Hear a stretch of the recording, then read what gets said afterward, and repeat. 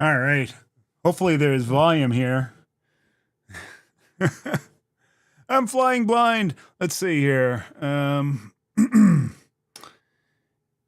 If you're online and in the comments section, say, hey, yeah, Ernie, I can hear you.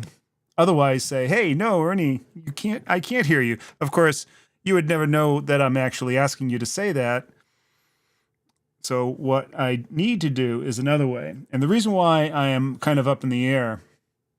All right, so we're getting some thumbs up. Get the more thumbs up. How you doing, friends? Good. That's what I needed. I needed that first person to come in and say, yeah, sounds good. So let me fill you in on what's going on. Yesterday, I did the show from the billiard parlor, which is way over there, right? And today, and the reason why I did it from over there is that I was just totally rewiring my entire setup. I got a new 10 gigabit Ethernet switch so that I can have really fast connection with my NAS, which is network available storage. You know, when you're doing YouTube videos like this, the videos, they get really, really big. And so you need huge amounts of storage. And I have a few different workstations that I work from. So getting that fast network switch was really key. All right, so I put it in there, and it's a great switch. It's super fast, 10 gigabit ports and everything. Do I need 8 ports? No, not really. I just need really one going to my NAS and one going to my main editing station. And but I got 10 because I figured, hey, I'll get 10. I'm a man, I'll get 10, where I only need 2. Well, okay.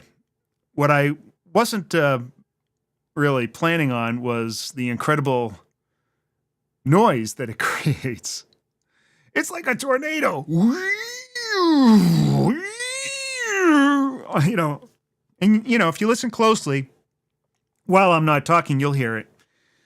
But it's incredibly annoying when you're trying to do some video edits and that thing is just going off. Oh, it's horrible. So it's and especially if you're doing podcasts, that's all anybody would ever hear. All right, here we'll listen for a little bit.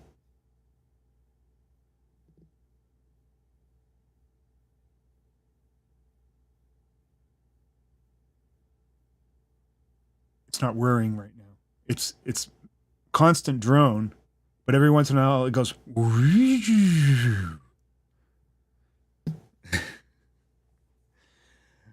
All right. So I ordered a new network switch. Now this new one has just 2 ports and no fan. And so that's going to be completely silent operation and I won't be going nuts. And it's only the 2 ports that I need, like I said, going from my NAS to my editing station. All the other stuff doesn't really need 10 gigabits. All right, so now that you know all of the backstory. Let's see, Max says, I feel you. I'm an audio engineer and deal with the same thing from my Mac fan. From your Mac, really? Because I don't have, now, maybe from an old laptop. That's what I'm thinking.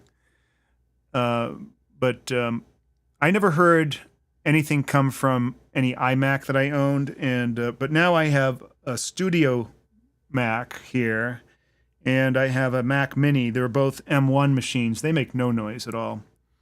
I have 2 studio displays in front of me, and they make no noise. I'm assuming they have fans in them. I'm told they do, but I've never heard them. The only thing that really makes noise is my video switch, which is a Black Magic, but it's pretty quiet. And the NAS has a little fan in it, but you hardly ever hear that either. But this NAS, I mean, this network switch, God, it is so friggin' loud. Oh, the dreaded 2019 laptop. Oh, yeah. My son bought a 2019. I have one of the new M1s. They are fantastic. What a fantastic machine. So anyways, enough about equipment. I want to say, hey, good day to y'all. It is Wednesday. See, I had to actually look up at the calendar to tell you what day it was. I had to look up and say, oh, and it's a surprise to me when I look up, oh, it's Wednesday, January 11th. So it is Wednesday, January 11th. It is let's see, how is this day significant? Tomorrow is CPI day. That's how it's significant. CPI, that's a measure of inflation, and everybody is waiting for it. You look at the options chain where yesterday or today, the option chain expected move was set at about 25, 30 points. But tomorrow, it's already set at like 75 points. So option traders are expecting a big move tomorrow. I have to clean my glasses. I can't see anything. These are just reading glasses. I have reading glasses stuck all over the place. I have my real glasses over there somewhere.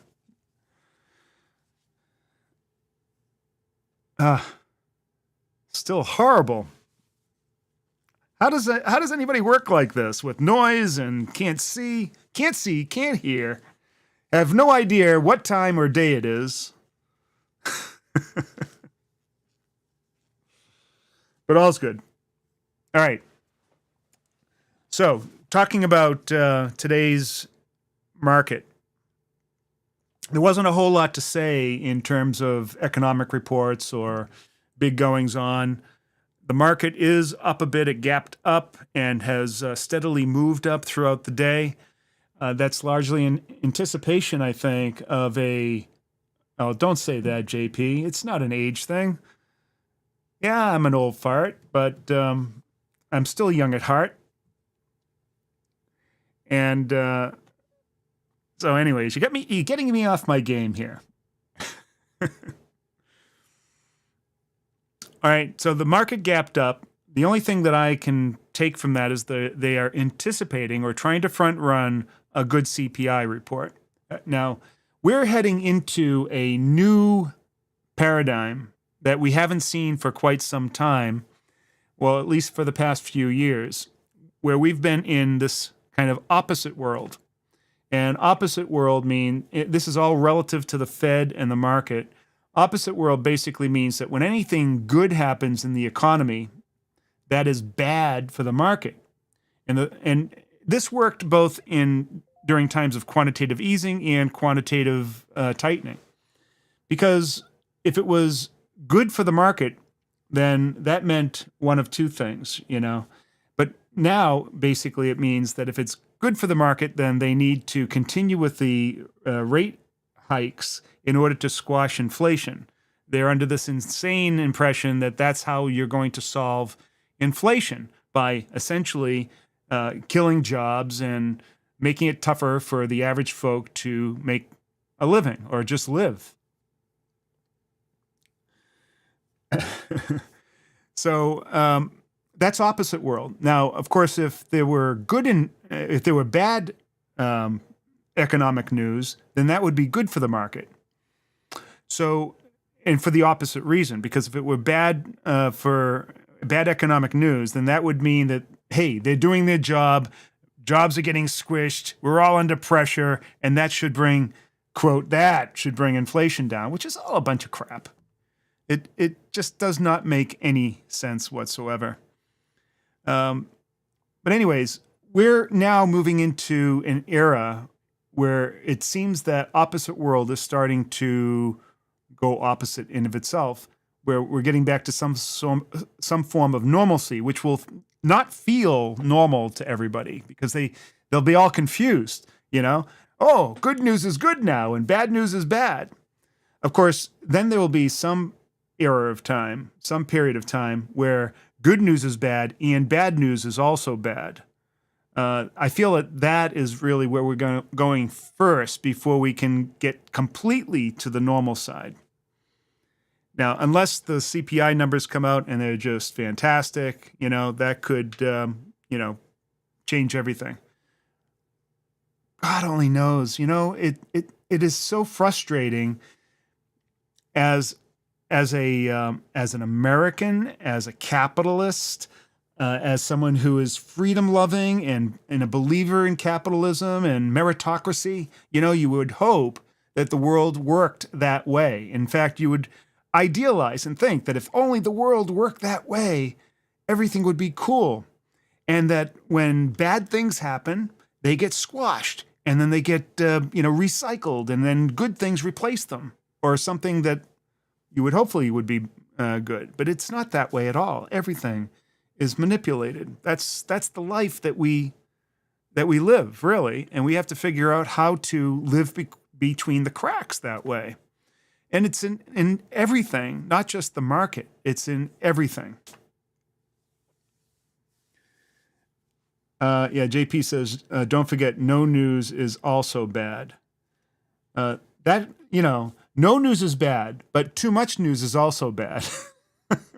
See, that's the other thing. You cannot rely on the news anymore. The news, the mainstream news, it's not news anymore like it was when I was younger. You went to the news for what you thought was credible reporting and journalistic integrity. Today, it's not that at all. It's all about eyeballs. It is a performance. And now it's also political propaganda. It's just crazy. So now my wife is, she doesn't look at it that way at all. She doesn't see that because, she's on the right side, or the side that the news is on. So she agrees with everything. I'm not really on the other side. I'm more just sort of a realist, capitalist, libertarian, just wants things to be a meritocracy and be what they are, and people be rewarded for good things, not bad things. But that's not our world today. Anyways, I keep on looking over at the market, and it just keeps on going up. Now, this is good for me because my trade will benefit from that. So what was I going to talk about today? I wanted to talk about, I talked about the economy, where we're at. We have CPI tomorrow. Next week, we have PPI, which is sort of the companion to the CPI. But CPI, I think, is far more looked upon. We potentially could have a huge move tomorrow. How do you play that in this zero DTE world? That's another thing. Zero DTE is one of those things that I think is born out of this incredible frustration in the markets.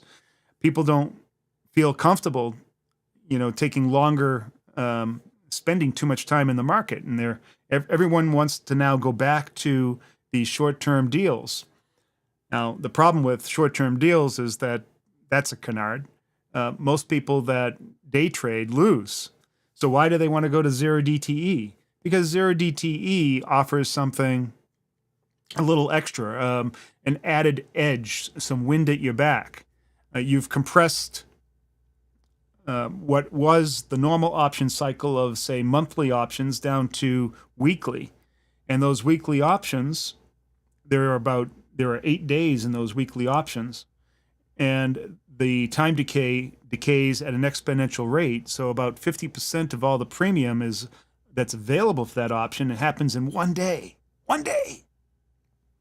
So that's quite a wind at your back. And so that's a huge edge. So people are gravitating now more towards day trading again because of that. And it's just not retail traders. I mean, this is starting to become very popular with institutions and investment houses, proprietary trading firms. They're all gravitating towards this. Zero DTE is where it's at. The problem is with that, that extra wind, that extra edge, retail traders are coming at that all the wrong way. They're still coming at it the old way of trading, the way that they've perfected, which guarantees that they will be losers. They look at it as, how can I set up a high probability trade to collect all that premium? Which is absolutely the wrong way to go about it. Everything should be about probabilities and return, not win rate.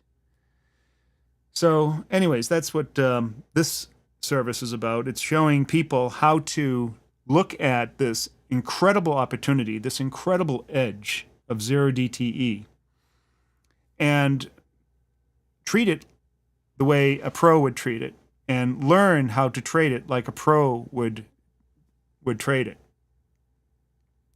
Wow, look at that. The market's going. Hold on. I got to, let's see. Can I get it hold on.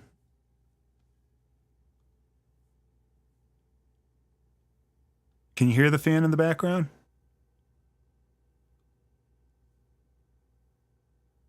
It is so loud.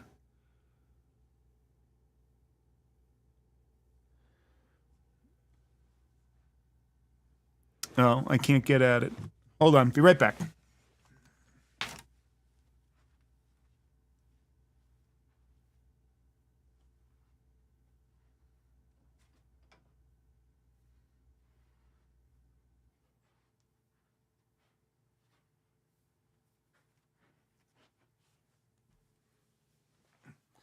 I had to get my laptop because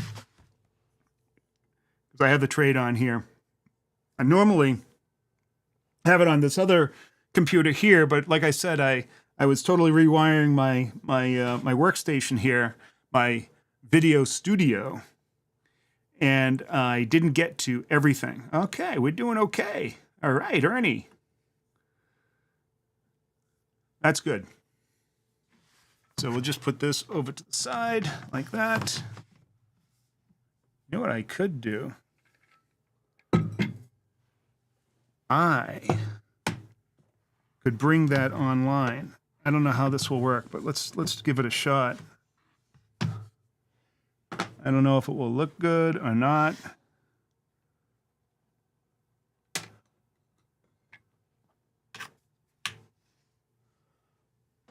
that show up?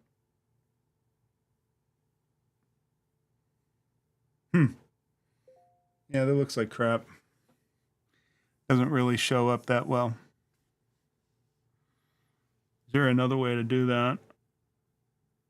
I want to show my trade and then go from there. Let's see.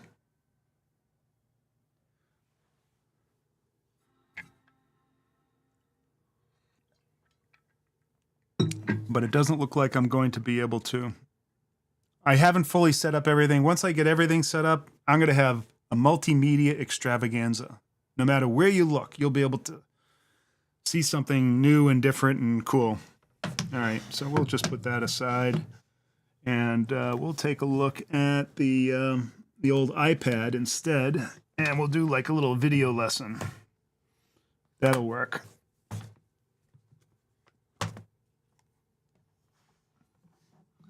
Sorry for all the... Shows you how prepared I am. I am not prepared. It's okay. We'll still make it valuable. So today I wanted to talk about the different types of butterflies that there are and why we trade butterflies in 0 DTE. And what's a potential trade for tomorrow? Now, butterfly is obviously it's what most people know of it as an options trade, right? But butterfly is a term that's been used for quite some time in all kinds of derivatives, including with futures as well. In fact, the butterfly trade was originally with futures. And it's a very flexible trade. It's not really that adjustable because it is what it is. However, its flexibility comes in the variety of ways that you can present it. And really a butterfly, all it really means is that you have long strikes flanking short strikes. Now, how many long strikes and short strikes do you have? That's where most people are maybe not as knowledgeable. But most look at a butterfly as something symmetrical. All right, so like for instance, we have a question right now. Travis is asking, Ernie, do you center your butterfly on the point of control or the largest volume node or both? Well, how about neither? How's that for an answer? So let me just say that the reason why I like the butterfly isn't so that I can align it with the market structure. Although that sounds like a cool idea. And at first I thought it was a really, really cool idea. Somebody else just logged into your account with a different device. Oh, that was my laptop. So we need to connect that guy. That was TradingView telling me that I logged into TradingView with a different device. I don't know why. I pay all this money for TradingView. Why can't I run it on 2 devices? So yeah, so it's neither, Travis. I'm not lining it up with volume profile, although I am using volume profile and the underlying market structure in how I manage the profits once in a butterfly. So hopefully that satisfies your id. The butterfly, its primary purpose is to manage your risk, to set up an environment where you can collect premium. So it's a premium collection device. And unlike a straddle or a strangle, you don't have undefined risk. You have defined risk by flanking it with long strikes, right?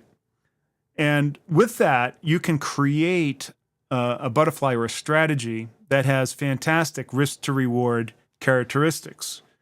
And that is another tenet of trading, right? Not just zero DTE trading, but trading in general, or really it's a tenet in virtually any kind of performance-related endeavor, whether it's financial or whatever, where you're trying to take the smallest possible risk for the largest possible return, right? So that's our number one intent, is to get that risk to reward. Now there's an optimal risk to reward depending on the size of your account and what you're trading and what's available, et cetera. But for most people, it's about 1 to 9.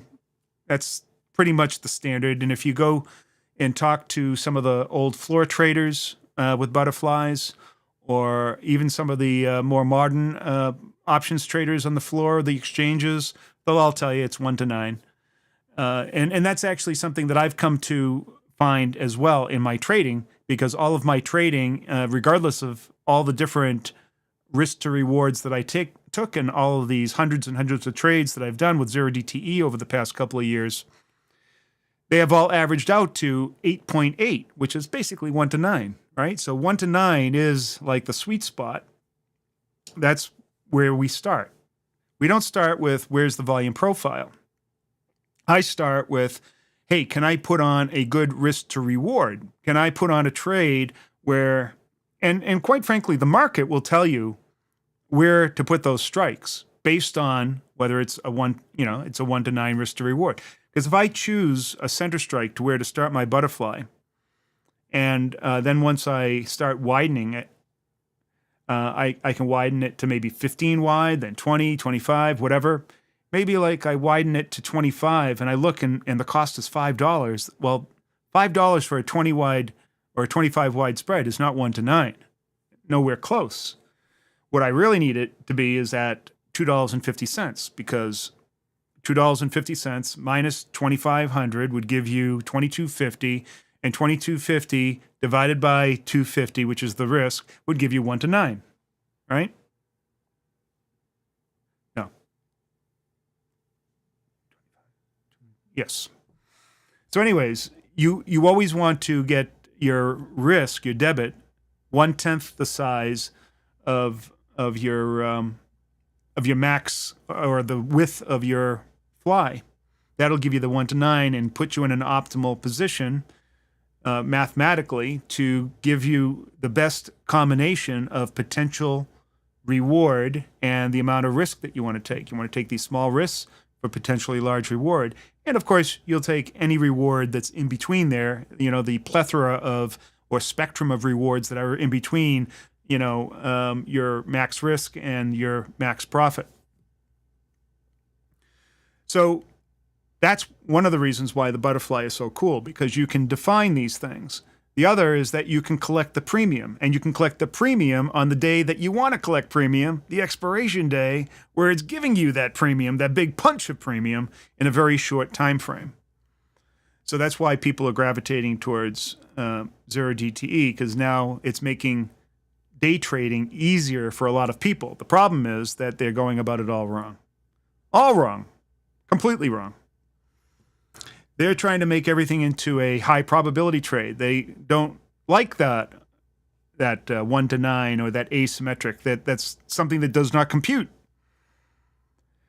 They think they're going to go the other way, do a 10 to 1 or a 9 to 1 or 20 to 1 or whatever it is, and spread those wings way, way out. Don't forget that butterfly. It's not giving me enough.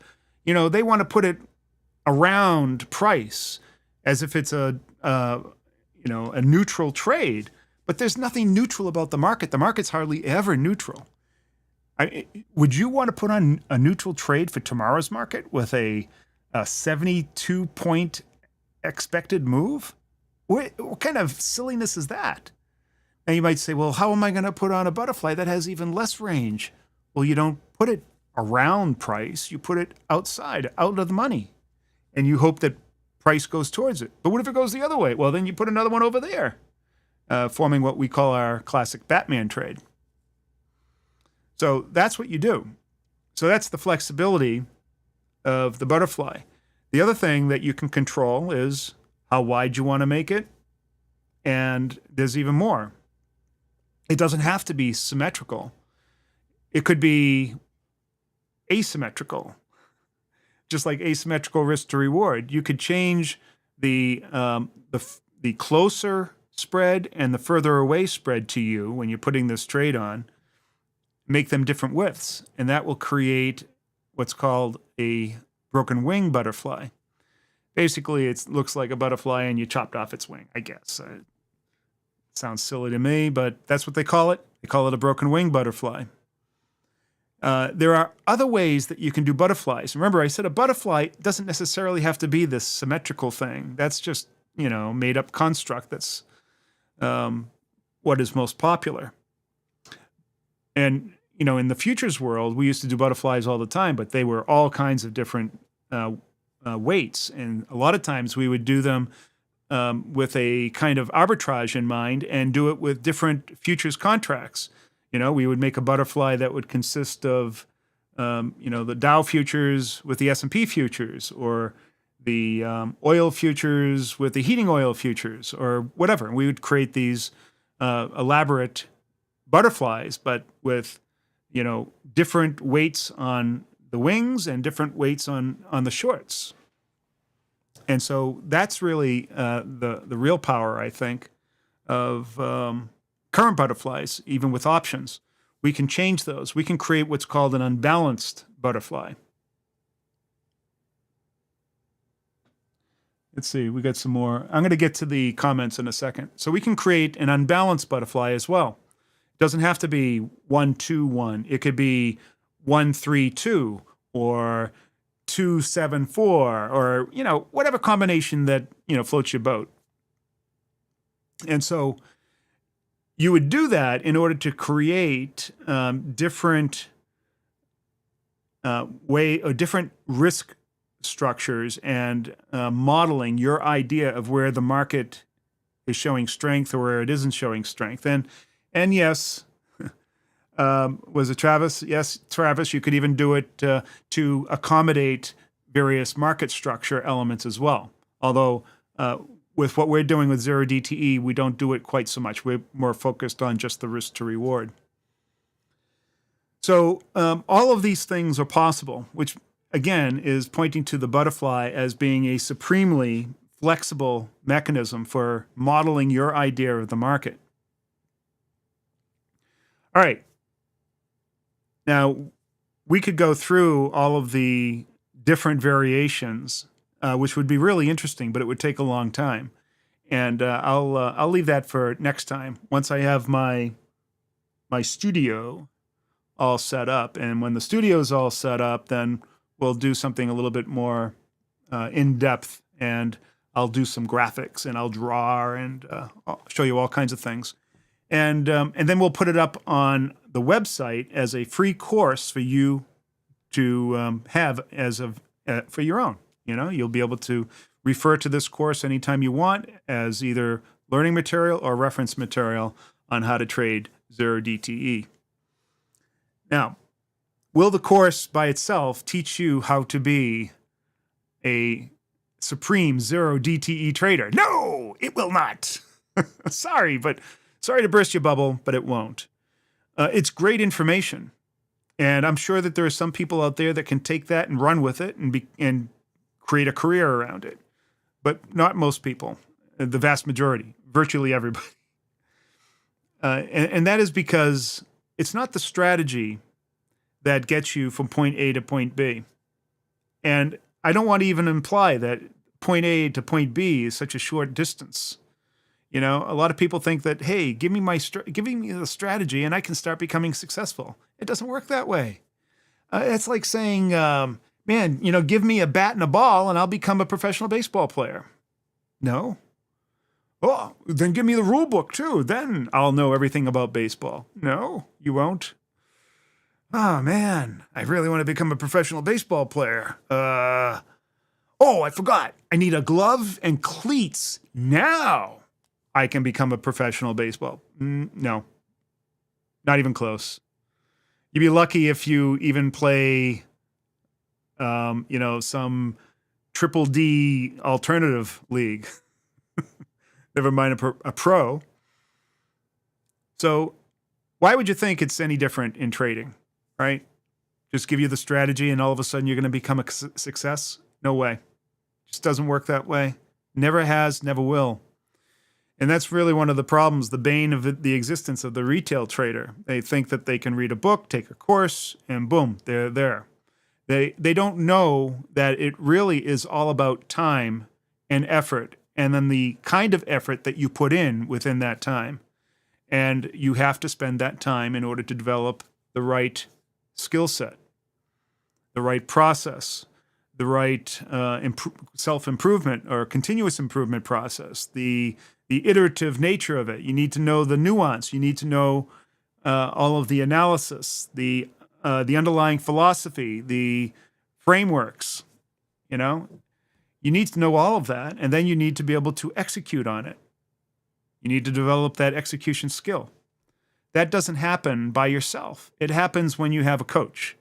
Hence, that's why most teams in sports have a coach, whether they're at the pro level or even at the little league level. They have a coach because the players, they can't do it by themselves. Sure, there are some players that excel amongst others and they do well, but they still need a coach.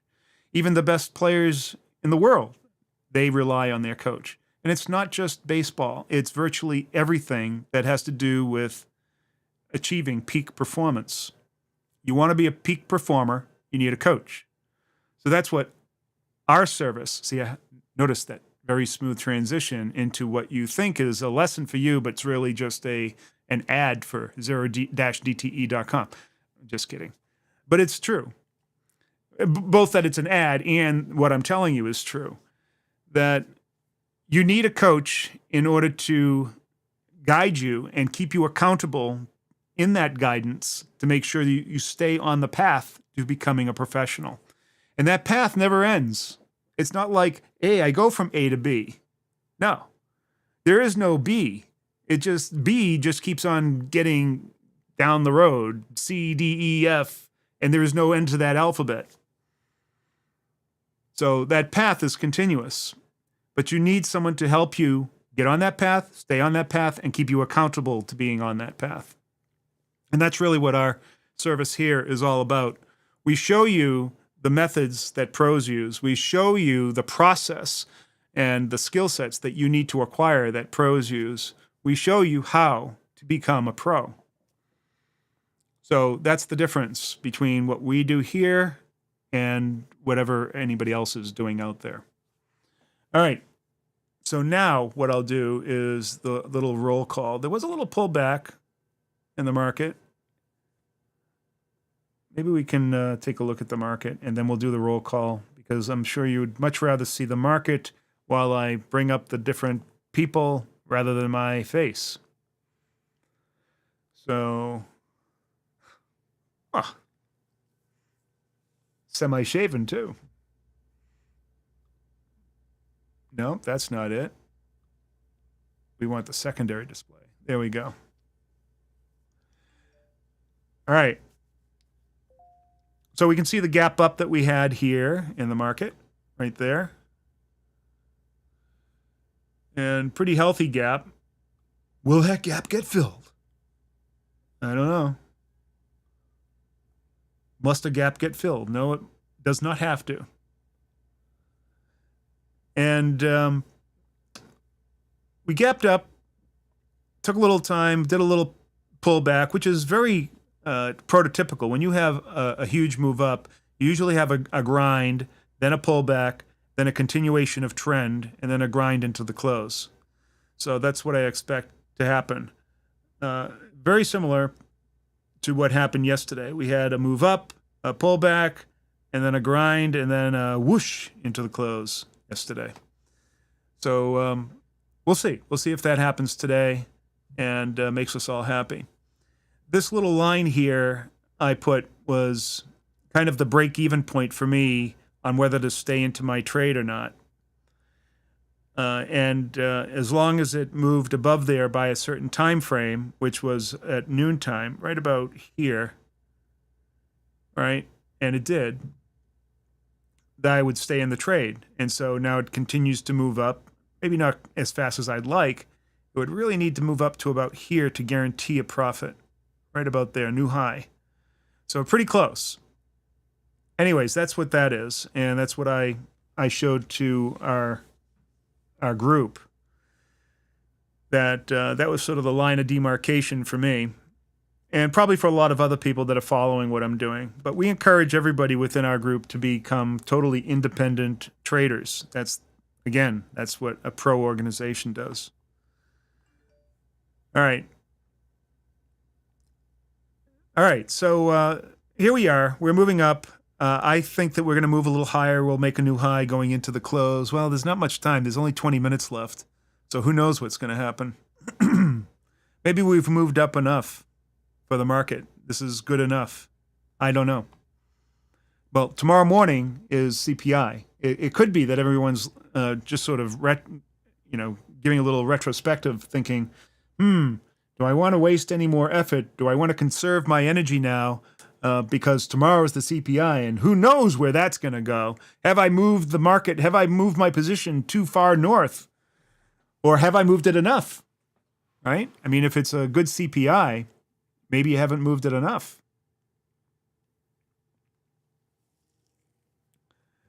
All right. Now we'll go to the roll call. Let's see here.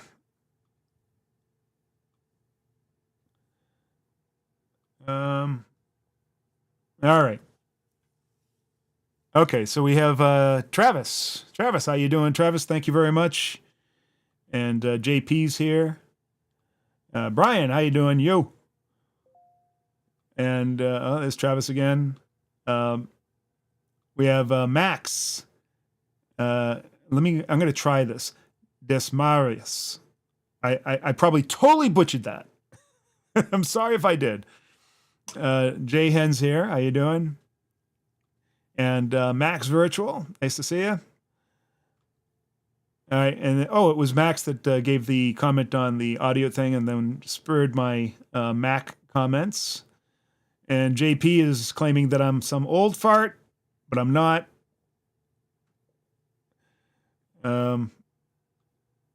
Max thinks it's still a lot of resistance. That's probably true. Let's see. We have some more questions here. So it was Travis that asked about centering it on the point of control. The point of control is a misnomer in volume profile, as if it has some sort of support and resistance quality. It doesn't. So, and I'll talk about that at great length in a future episode. I've talked about it many times. We're talking about the volume profile. Let's see. Max says, did my first butterflies today after finding your channel yesterday. Cool. My mind is blown. Now I need to take the course and learn how to manage the close, expiry, etc. He is not a plant, by the way. I've never met Max, but I'm glad to hear that. All right. I think that you'll enjoy the course tremendously. Here's another comment. When first exploring that 9-to-1 ratio, I like to say 1-to-9, risk to reward, although you could say reward to risk. I found it easier to get that ratio on the call butterflies and all put butterflies. That ratio on all call butterflies and all put butterflies. Why is that? Really? As opposed to like an iron fly, where you had a little bit more difficult time. Why would that be? Because I haven't noticed that. I mean, I can put on an iron butterfly. I really don't know, Max. I'll have to look into that, and then I'll get back to you. I don't know why it would be easier to get either a long call fly or a long put fly to get the 9-to-1 rather than trying it on an iron condor. One reason might be that there's extra manipulation that you have to do with when you're putting on an iron fly, because no platform actually puts on an iron fly. They usually put on an iron condor, and they don't make those two short strikes the same. They usually make them 5 points apart, or maybe even 1 strike or 2 strikes apart, and then you have to put them together, and then you have to manipulate both sides to make it equidistant.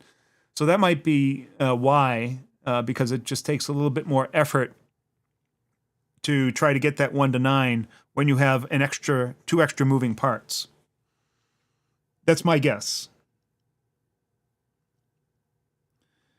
Hey, Ernie, do you think the broken wing repair strategy might work?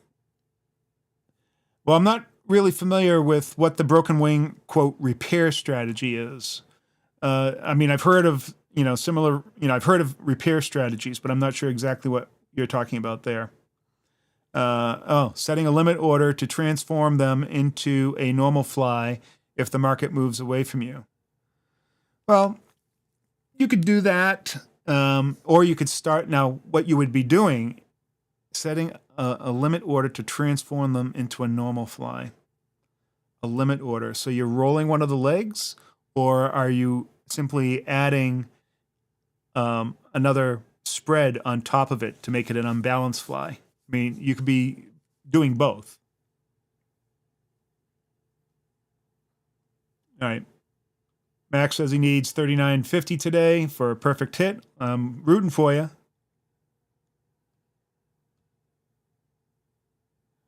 Oh, you almost got it. It's French. Yeah, I thought so. Horrible at those names. Sorry about that. And let's see. Dietrich Moten. I think this is the first time I've seen Dietrich here. Thank you very much for coming. Welcome. And let's see. Travis is saying, so targeting a 1-to-9 ratio on both sides of the market. Yes. Yes. That's exactly what we do. And on the 1-to-9, when we do it on both sides of the market, we call that the Batman trade, because it looks kind of, when you look at the risk graph, it kind of looks like Batman's ears. And when we do the single trade, we also do a 1-to-9. We just treat the Batman trade a little bit differently in terms of risk management. So we don't allow the Batman trade to go to a full loss. We usually get out of that trade halfway between. So in other words, we don't take more than a 50% loss on the Batman. Buying it cheaper. Or, rolling. Rolling in a fly, that's tough. Are you talking about rolling a single contract or rolling the whole side? Either way, I don't know. I think moving it closer to the short strikes, I see. That's an interesting concept, but, I'd have to look at it. It would all depend on what the ending risk to reward is and whether or not you'd receive a credit for doing that. Yeah, okay, the broken side. I see what you're saying.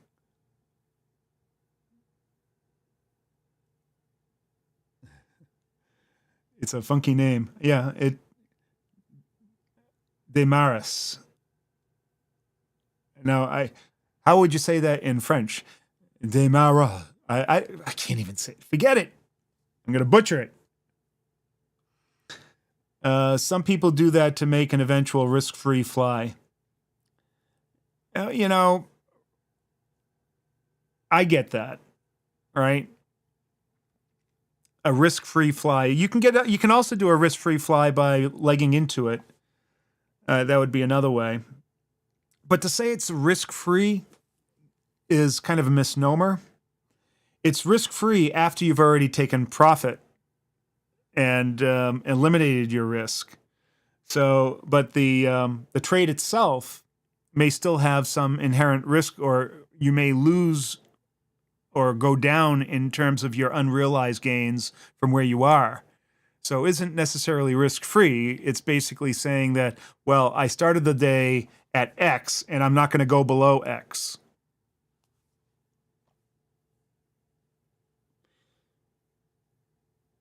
Oh, demare. Ah, thank you very much. I'll never forget that one.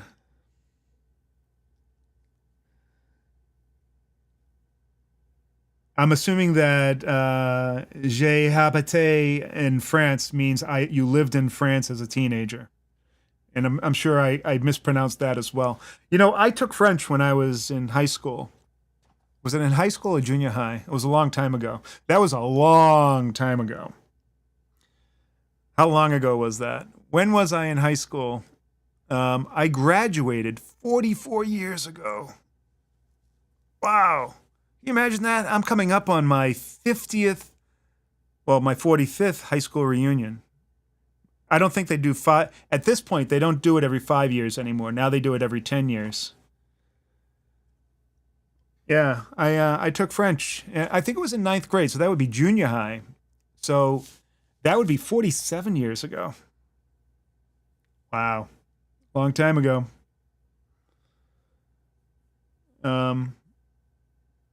What was my teacher's name? Spillane. Ms. Spillane. Can't believe I remembered that. Man, I can't even remember what I had for dinner last night. I remembered Ms. Spillane. So, all right. Here we are. It is 350. The market, it looks like we're going for that new high. That's exactly what I needed. Let me check my position. I never got to the iPad to show you some cool stuff.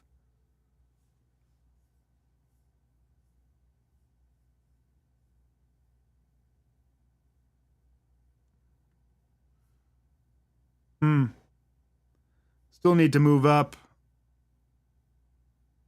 pretty significantly in order to completely eliminate. Yeah, I don't know.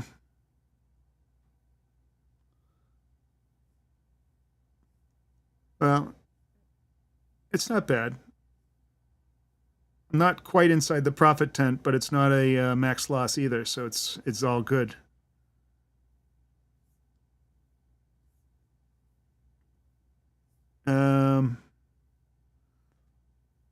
Yeah, it's looking pretty good. All right.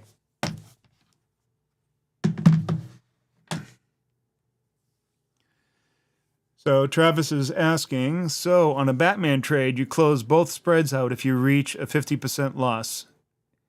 Usually what happens is that by the time there's a 50% loss, one of the trades will be down near nothing and the other trade will have 50% of its value left. And so sometimes you can just remove one of the trades. Or one of the flies. So you know what? This would be a good opportunity now to go to the iPad. Oh, where's my iPad pencil? It's way over there. Is it over here?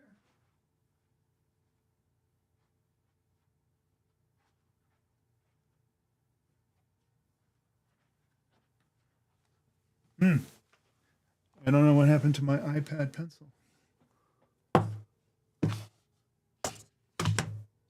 This would be like the third one that I've lost. Oh, there it is. All right, so we'll demonstrate this by going to channel. Let's see, video 4. Hold on.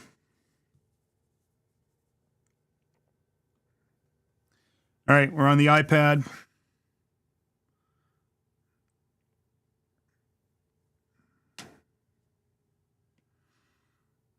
And we'll create a risk graph.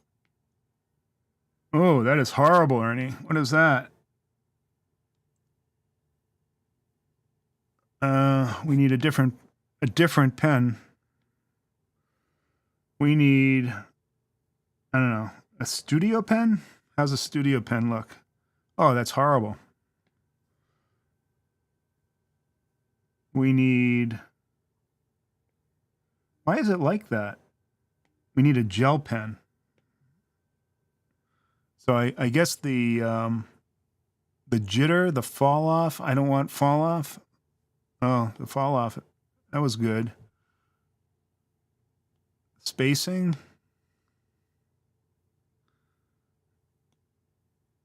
Oh. Huh. Stabilization, taper, shape. Taper. I don't want taper. Size. Opacity, pressure.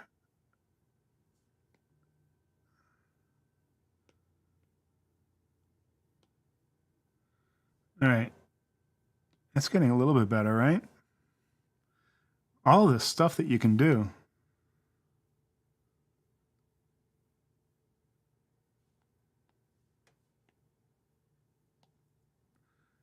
It's funny, if you go at an angle, you can get a different look.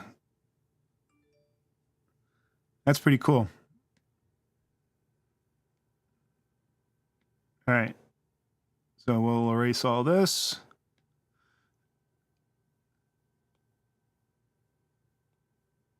Yeah, I have the wrong pen. Let's see. Mercury. See, it's fading. Why is it doing that? See, I don't know enough about this to be able to do the. I'm sure this isn't what anybody wanted to see. All right, drawing. Little Pine. Why is that different? Oh, look at that. Oh, that's cool. I'm getting closer. Inking. Baskerville. Oh, that's cool. It's like a snake. Mercury. Whoa.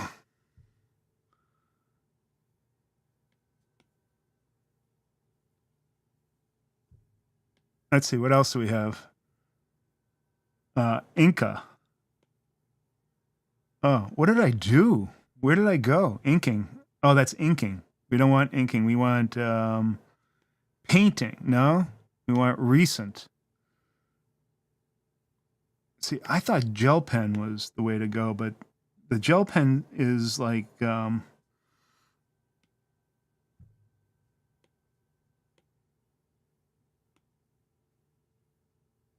why is it like, it's like running out? Oh, if I go sideways, I don't get that as much. All right. I have to find the, the pen that I had before because it worked great. Anyways, let's say that we're at the money right here and we decide to put a Batman on. And so it looks something like, oh, that's the wrong color.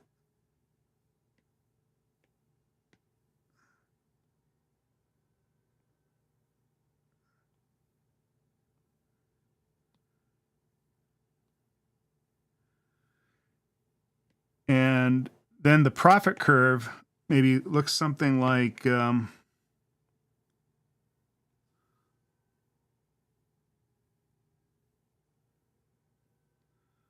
was horrible. It's forcing me to draw at an angle so I can get a thick line. Anyways, what will happen is that during the day, as this profit curve is going up, it'll go up inside of these like this,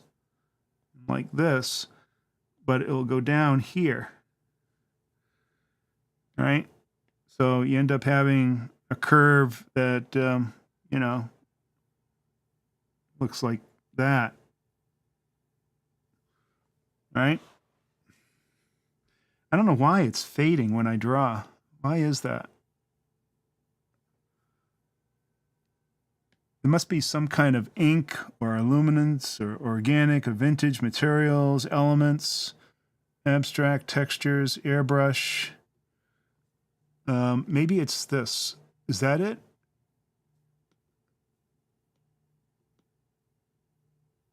Is this it? No, that's opacity.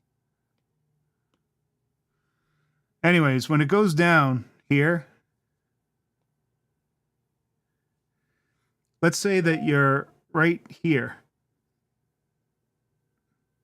right?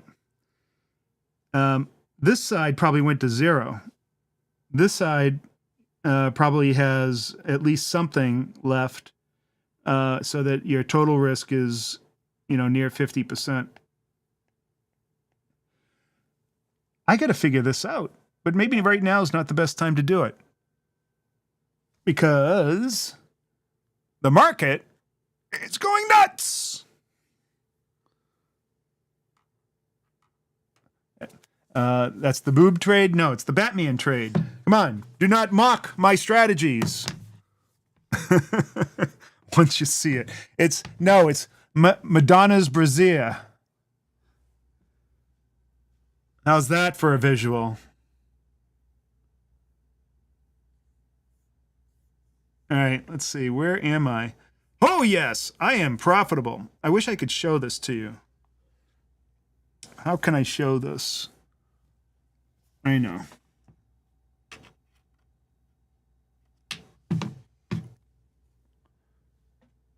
Will that work?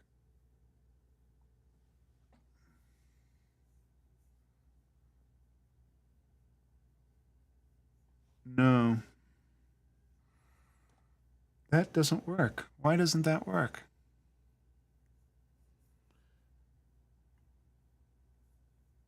Well, anyways, I'm profitable right now. I'm in the right ear of the Batman. That's good. I'm going to put that away. I guess what I could show. I know how I can show it to you. We'll fool everybody. We'll fool these until I get everything set up. I'm like running blind. All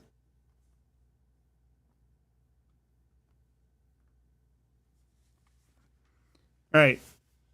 See right there? Price is on right here now. On this side of the Batman. See, there's my Batman trade.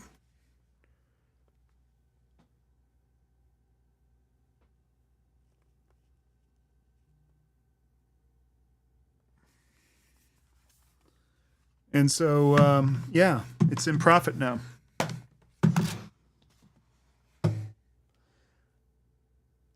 Didn't we have a profitable trade yesterday too? Right at the very end? Don says, supposedly a large volume of calls for tomorrow.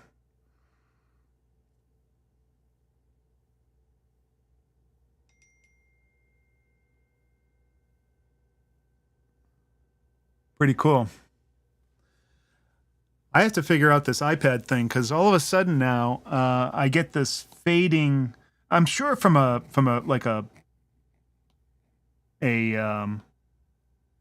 artistic point of view, that fading is kind of cool, but when you're trying to do illustrations, that sucks. Yeah, I got to figure that out. I don't know what I did. Maybe I maybe I need to take a lesson on Procreate. So the market keeps on going up. Where's Tesla? Tesla's going up. Holy crap. Look at that. So now we're definitely inside of my profit tent. Where's Tesla? Tesla's way up.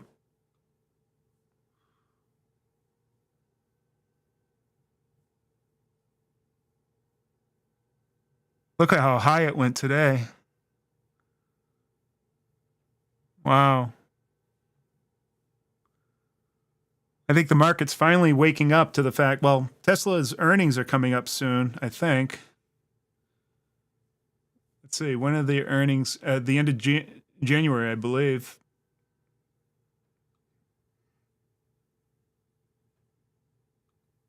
What do I have to do? Go to an hourly chart to see it?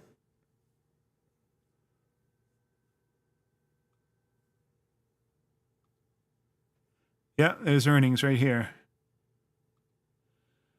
Tesla's expecting earnings to be $1.192, $1.19 per share, with revenue being $25 billion. I think that. Oh, look at that! I didn't know you could do this with TradingView. Really cool.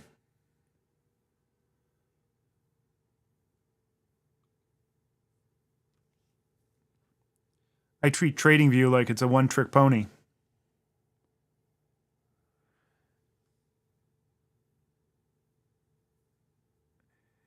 Don says, makes me think someone has pre-knowledge of the CPI report. Kind of like Dan Aykroyd and Eddie Murphy in Trading Places. Well, that was the Orange Futures report, right? Now, who is the undercover guy, or the thug? I forgot what his name was.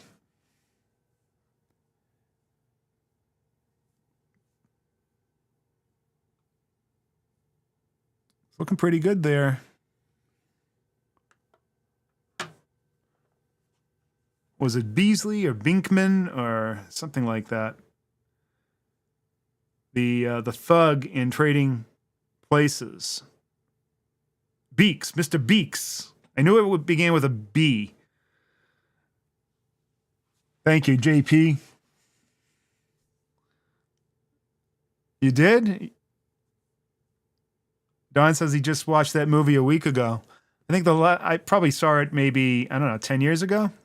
I've seen it probably 10 times, but it's always a great movie, you know. It's one of those movies you can watch over and over again.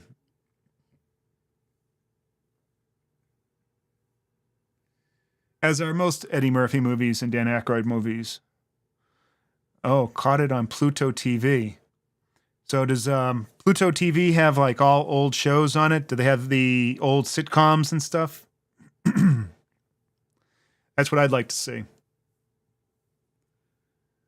Reminisce back when I used to watch black and white TV. Yep. There was a time. It's free, so yeah, lots of old stuff. Cool. I'll look it up. For all you people that are listening here, there's only a few that will relate to this, but there was a time when, and I was alive during this time, when TV only had 3 channels. Well, 4. It had the 3 major networks and a public access. And that was it. Can you imagine that? 3 channels. And then they added UHF and a few more channels. And my family, I think we were one of the first in our street to have a color TV. Because my dad built it from a kit. So I'm going to have to check out Pluto TV. I'm sure going down memory lane like that really inspires a lot of people. Hard to imagine that an old fart like me used to watch TV that only had 3 channels on it. And I remember we used to go up when I was younger, in my teens then, we used to vacation with my family up in Maine, up in Bangor. And they had cable. And we thought that was such hot crap. And the cable box was about this big, and it had, I think, 10 buttons on it. And those were the channels. And they were push buttons, kind of like the old push button car radio buttons. You pushed one in and the other one popped out. And that would get you from one channel to the next. That's how you chose your cable channels.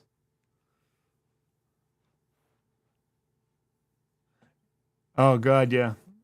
So Jahan is saying something that I'm sure that nobody really understands what that means. Party lines on the telephone.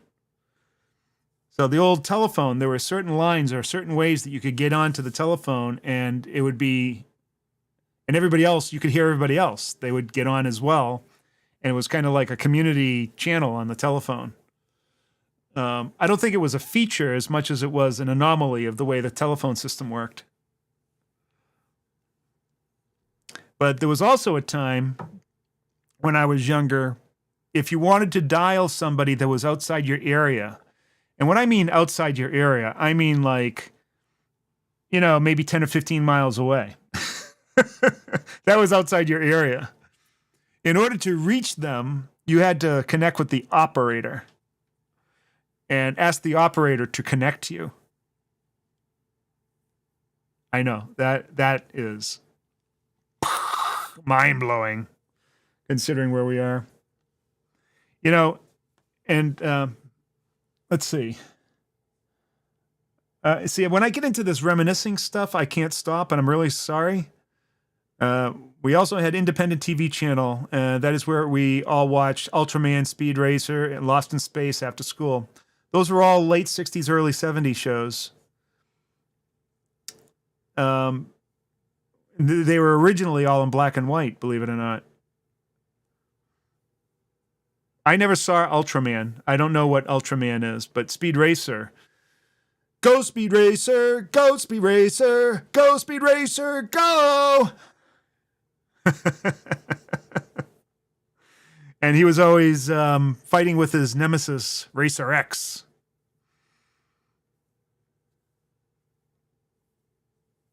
Yeah. Most people have no idea what the hell I'm talking about. TV was very cool. The earliest memory that I have of TV was when I was 4 years old. And watching my cartoons, and then my mother ran into the room. My cartoons went off the air, and then there was all this commotion and news flash or whatever. I didn't know what it was. And my mother, I distinctly remember what she was wearing. If you ever watched Leave It to Beaver, and the mom, when she had an apron on and she was wearing a skirt while she was washing dishes, and her hair was all made up and makeup on and the whole thing. And that was what a mom did at home, right? She was all dolled up with the skirt and the apron and bow in her hair, the whole thing. My mother runs in to the TV room yelling, "The president was shot! The president was shot!" I can still remember that. I was watching my black and white TV.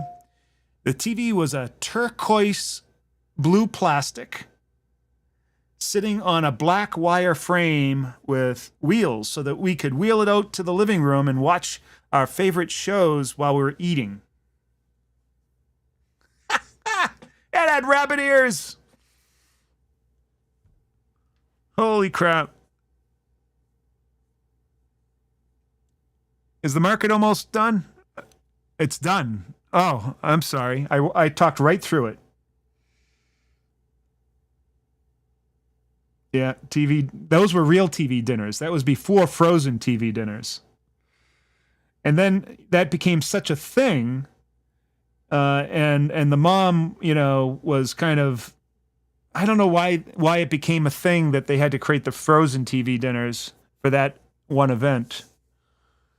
That's a good question. That would be a good question. You know, what was the cultural shift that the mom no longer wanted to cook while everyone was sitting at dinner watching TV? She just, was maybe getting disgusted with the whole deal and just wanted to throw something in the oven and then just plop it up on the table. Of course, very few people had microwaves back then. So you didn't pop it into the microwave. Yep. All right. So I missed all the action. The question is, was I profitable? I think I was profitable.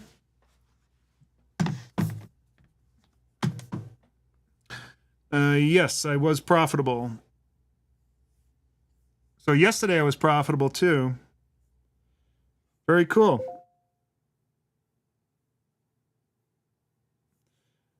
So I made about, well, if you count both of the trades, they had a total of 50 cents. I made 67 cents. So I made about 110%. So not bad. Yesterday made about 70%.